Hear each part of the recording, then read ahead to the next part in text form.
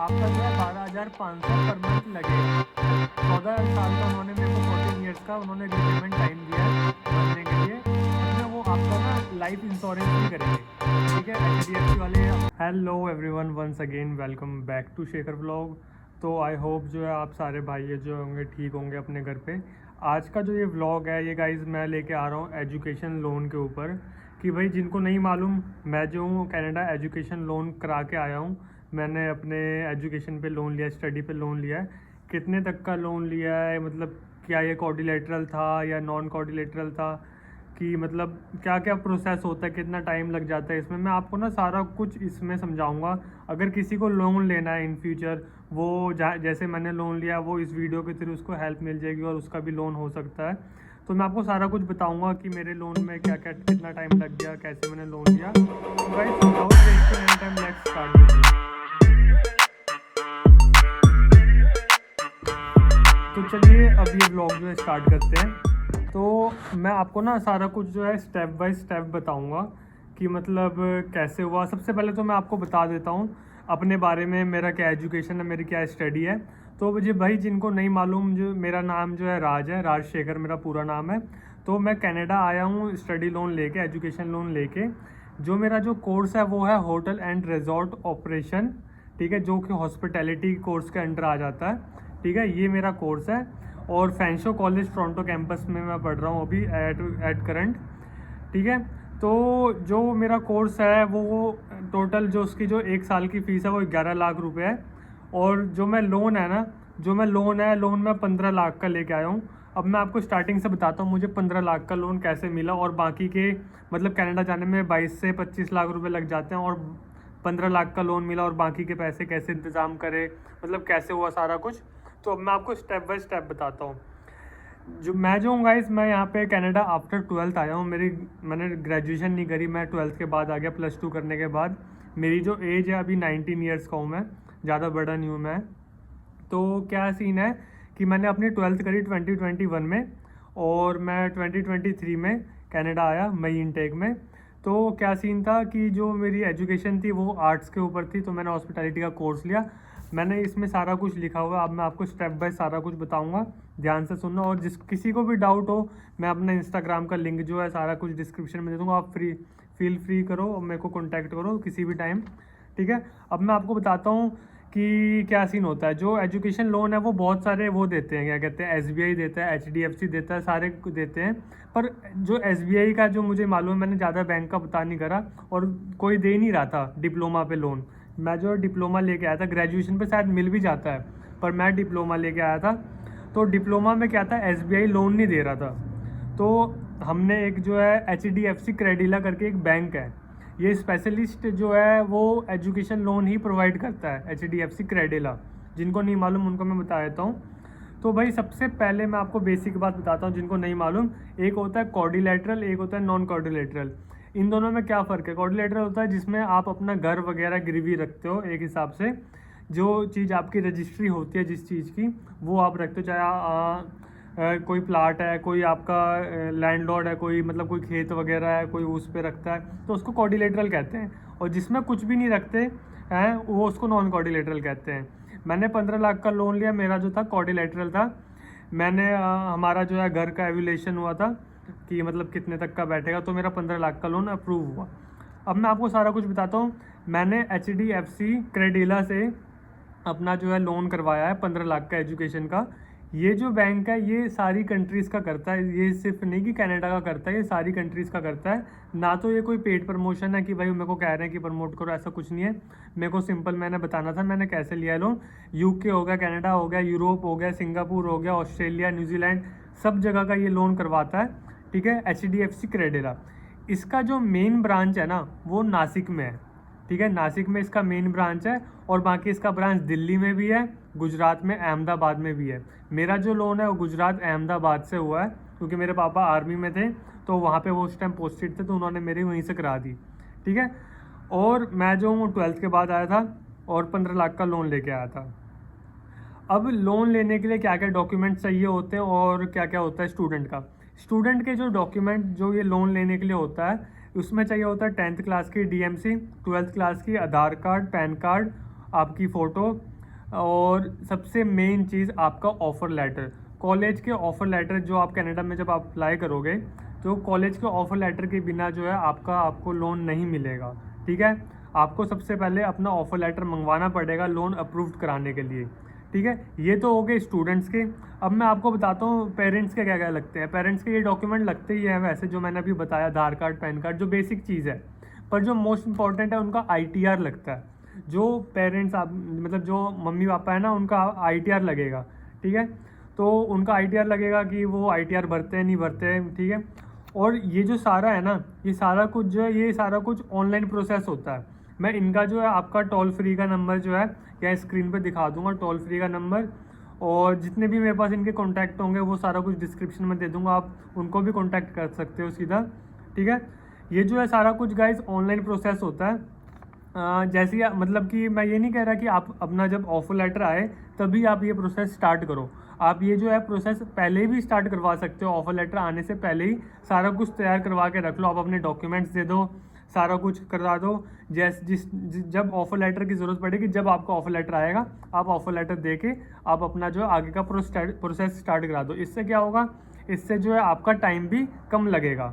ठीक है, जो प्लानिंग कर रहे हैं जाने की तो वो अभी से मैं उनको कहूँगा, मैंने भी ऐसे ही किया था। मेरे ऑफर लेटर आने से पहले मैंने अपना सारा प्रोसेस जो है स्टार्ट करा दिया था, और उसके बाद जैसे ही मेरा ऑफर लेटर आया मैंने उनको अपना ऑफर लेटर दिया, उन्होंने मेरा लोन जो है अप्रूव कर दिया।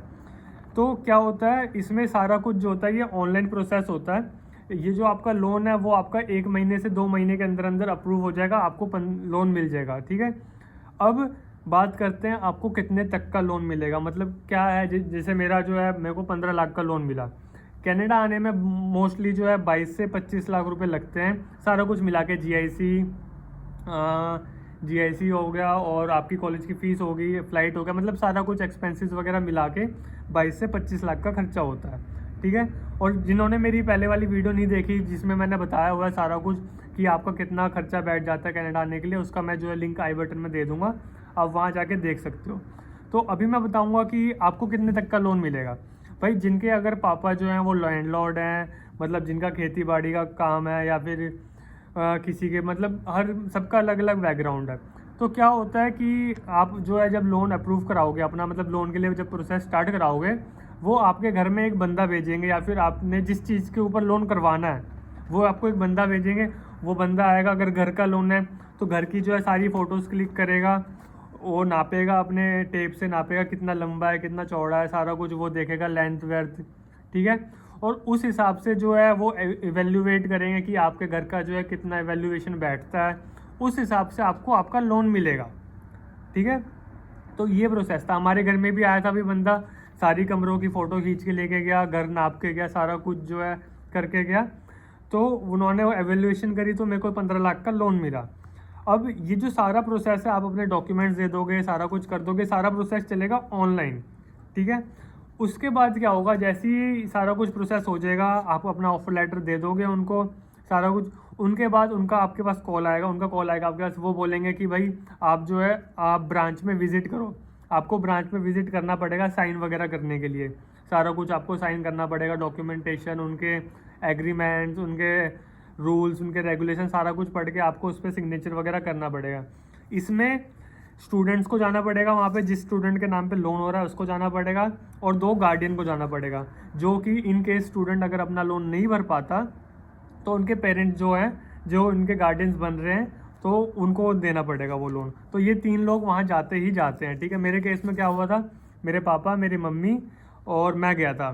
ठीक है, तो वहाँ पे जाके जो है आपको ना कुछ अपने डॉक्यूमेंट्स जमा करवाने हैं। ठीक है, अब आपको कौन से डॉक्यूमेंट जमा कराने हैं, आपको अपने घर के जो हैं डॉक्यूमेंट्स वगैरह जमा कराने पड़ेंगे वो। अब मैं आपको बता देता हूँ क्या क्या डॉक्यूमेंट आपको लेके जाने होते हैं वहाँ पे। शायद हो सकता है कि अगर कोई स्टूडेंट ही मेरी ये वीडियो देख रहा होगा उनको नहीं मालूम होगा, अगर कोई पेरेंट देख रहा होगा उनको मालूम होगा इन डॉक्यूमेंट के बारे में। ठीक है, पहला जो डॉक्यूमेंट है वो जो लगता है वो जमाबंदी जो कहते हैं, हरियाणा में जमाबंदी वगैरह कहते हैं, तो मैं जमाबंदी बोल रहा हूँ। इंतकाल, रजिस्ट्री और NOC और नॉन एंड्योरेंस सर्टिफिकेट, ये 4 जो है डॉक्यूमेंट लगते हैं। ये 4 डॉक्यूमेंट आपके जो है वो डिपॉजिट कर लेंगे अपने पास, और जब आप अपने लोन की जो है रीपेमेंट कर दोगे सारी, तो ये डॉक्यूमेंट आपको आपके वापस मिल जाएंगे, ठीक है। और वहाँ पे क्या करना पड़े, वहाँ क्या होगा, आपके सिग्नेचर्स होंगे, आपके पेरेंट्स के, आपके और आपके जो भी हैं साथ में, उन सबके सिग्नेचर होंगे। वो आपको बुकलेट दे देंगे, उसमें उनका सारा रूल्स रेगुलेशन लिखा होगा, आपके सिग्नेचर होंगे, बहुत सारी डॉक्यूमेंटेशन होगी, ठीक है, सारा कुछ होगा। और साथ में वो आपका ना लाइफ इंश्योरेंस भी करेंगे, ठीक है। HDFC वाले अपने से ही करेंगे लाइफ इंश्योरेंस आपका, ठीक है। वो कितने का, वो 15,000 का होता है, मेरा 15,000 के अप्रोक्स इतने आसपास का हुआ था, ठीक है। लाइफ इंश्योरेंस करें, इन केस आपको कुछ कभी होता है, आप कनाडा में हो, कहीं कुछ होता है, तो आपका जो लोन है वो रीक्लेम हो जाएगा, तो इसलिए वो लाइफ इंश्योरेंस कराते हैं, ठीक है। उसके बाद क्या होगा, ये सारा कुछ होने के बाद विदिन 48 आवर्स, मतलब कि 2 दिन के अंदर अंदर ये सारा आप, मतलब जब आप वहाँ पे विजिट कर लोगे, सिग्नेचर वगैरह कर दोगे, जैसे आप वहाँ से फ्री हो जाओगे, विदिन 48 आवर्स जो है क्या कहते हैं, आपका जो है पेमेंट वगैरह जो है आपको आपके उस पर मिल जाएगा, आपके अकाउंट में आ जाएगा सारा पेमेंट वगैरह। और आपका जो सैंक्शन लेटर जो है वो अप्रूव हो जाएगा, आपको सैंक्शन लेटर मिल जाएगा। सैंक्शन लेटर में क्या होता है, सारा कुछ आपका लिखा होता है कि कितना इंटरेस्ट होएगा, कितना क्या होगा। अब मैं आपको सारा कुछ बताऊंगा कि क्या इंटरेस्ट है इसका, क्या सारा कुछ है, 1 महीने में ये कितने पैसे लेते हैं, स्टडी टाइम पे कितने पैसे लेते हैं पर मंथ। अब मैं आपको उसके बारे में बताऊंगा। वो जो है सारा सैंक्शन लेटर में लिखा होता है। मैं आपको अपना सैंक्शन लेटर भी दिखा रहा हूँ, ये देखो। अब मैं आपको आगे बताता हूँ सैंक्शन लेटर में मेरे क्या क्या लिखा हुआ है। इसमें जो लिखा हुआ है, इसमें जो इंटरेस्ट है वो 11% का इंटरेस्ट है, ठीक है। 11% जो इंटरेस्ट लगेगा। टोटल रीपेड, मतलब जो टोटल जो टाइम मिला हुआ है मेरे को लोन भरने का, जो 15 लाख लोन भरने का, वो मेरे को मिला है 14 ईयर्स। अब गाइज ये मत सोचना कि 14 साल का मेरे को रीपेमेंट मिला है टाइम, तो ये मेरे लिए फ़ायदा है। भाई ब्याज लगता जाता है, वो 15 लाख का कब 25-30 लाख हो जाएगा मालूम भी नहीं चलेगा, ठीक है। इसका मतलब उन्होंने ज़्यादा टाइम दिया, वो उनका फ़ायदा है, हमारा फ़ायदा नहीं है वो, ठीक है। 14 साल का उन्होंने मेरे को 14 ईयर्स का उन्होंने रीपेमेंट टाइम दिया है भरने के लिए। और तीसरी चीज़ क्या है, जो पहली 3 साल हैं, मतलब मेरी 2 साल की स्टडी है, 1 साल उन्होंने एक्स्ट्रा दिया है मेरे को। मतलब जो पहले 3 साल हैं, मेरे को पहले 3 साल में सिर्फ 5,000 रुपये पर मंथ भरना है। अब इसके बारे में भी मैं आपको आगे बताऊंगा, सिर्फ 5,000 नहीं है, 5,000 से ज़्यादा है, ठीक है। मतलब मैं आपको बताता हूँ, ठीक है। मतलब 5,000 नहीं है, पर मंथ आपको भरना पड़ेगा 12,500। मैं आपको अपने 15 लाख के लोन के ऊपर का बता रहा हूँ, ठीक है। पर मंथ स्टडी टाइम के पीरियड में 12,500 आपको भरना है, ठीक है। क्यों 12,500 भरना है, पर 12,500 भी नहीं भरना आपको, 12,500 से कम भरना है, 5,000, ठीक है। अगर हम 12,500 में से हम अगर 5,000 कम कर देंगे तो 7,500 बच जाएगा।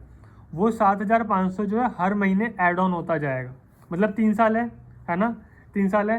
पहले महीने आया 12,500, पर मेरे को 12,500 नहीं भरने, मेरे को भरना है सिर्फ 5,000, ठीक है। दूसरे महीने आया 12,500, मेरे को 12,500 नहीं भरने, मेरे को भरने सिर्फ 5,000। 7,500 बच गए, कितने हो गए, 15,000, ठीक है। ये जो है आगे ऐड ऑन होते जाएंगे, ठीक है। 3 साल जो है आपका जो है 12,500 पर मंथ लगेगा, पर 3 साल के बाद वो जो रेट है वो हो जाएगा 23,000 कुछ, ठीक है। मतलब 23,000 से 24,000 के बीच का हो जाएगा। फिर आपको हर महीने 23,000 कुछ भरना पड़ेगा। मतलब बस यही फ़ायदा है इसमें, जो आपका स्टडी टाइम का पीरियड होगा उसमें बस आपको 12,500 भरने, पर आपको 12,500 जो है आपका इंटरेस्ट लगेगा, पर आपको 12,500 उस टाइम नहीं भरना, उस टाइम आपको सिर्फ भरना है 5,000। पर वो 12,500 में से जो बच रहे हैं वो आगे ऐड ऑन होते जाएंगे। जैसे आपकी स्टडी कंप्लीट हुई, ठीक है, फिर आपको 12,500 नहीं, फिर आपको उससे ज़्यादा भरने पड़ेंगे, 23,000 से लेकर 24,000 तक के बीच का, ठीक है। तो ये है मेरा क्या कहते हैं वो सारा कुछ, कि मेरे को कितना इंटरेस्ट देना है, क्या कुछ है। अब आपको पूछेगा कि इसमें कुछ हमें अमाउंट पे करना पड़ता है लोन वगैरह के लिए।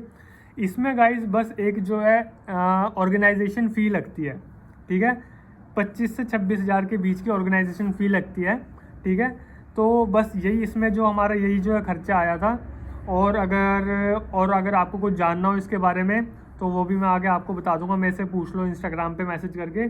अब मैं आपको बता रहा था, जब आपके अकाउंट में पैसे आ जाएंगे, जैसे मेरे अकाउंट में 15 लाख रुपए आ गए, मेरे पास जो है उस पैसों को यूज़ नहीं कर सकते। वो जो पैसे हैं वो HDFC क्रेडेला वाले, मतलब जो बैंक वाले हैं, वो ही यूज़ करेंगे। आप उस पैसों को टच तक नहीं कर सकते।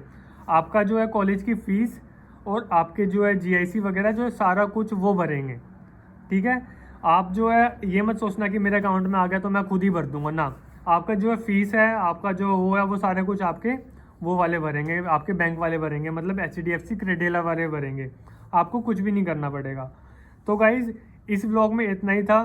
तो मतलब मेरे अब मैं बात करता हूँ कि भाई स्टूडेंट जो है अपनी जो है लोन उतार सकता है नहीं उतार सकता, मतलब ऊपर से अगले साल की फ़ीस है, मतलब मैनेज होता है नहीं होता। हाँ गाइज़ हो जाता है मैनेज। अभी के टाइम पे थोड़ा टफ चल रहा है, पर टफ चल रहा है तो क्या हुआ, हम करेंगे भाई, ठीक है। तो मैं कर रहा हूँ भाई, अगर मैं कर रहा हूँ तो आप भी कर सकते हो। ये सोच के मत आना कि भाई नहीं होगा तो आप पहले ही डर के बैठ जाओ, ऐसा नहीं होता। आप लो, आप स्ट्रगल करो गाइज़, आप आगे ज़रूर कामयाब होगे। तो गाइज़ अगर इस व्लॉग में अगर आपको कुछ भी अच्छा लगा हो तो मुझे कमेंट करके बताओ। अगर आपको कोई भी डाउट होगा तो मेरा इंस्टाग्राम का लिंक होगा, उस पर मैसेज करो, मेरे से पूछो जो पूछना है आपको। तो guys thank you for watching this video. I hope you guys like, share and comment.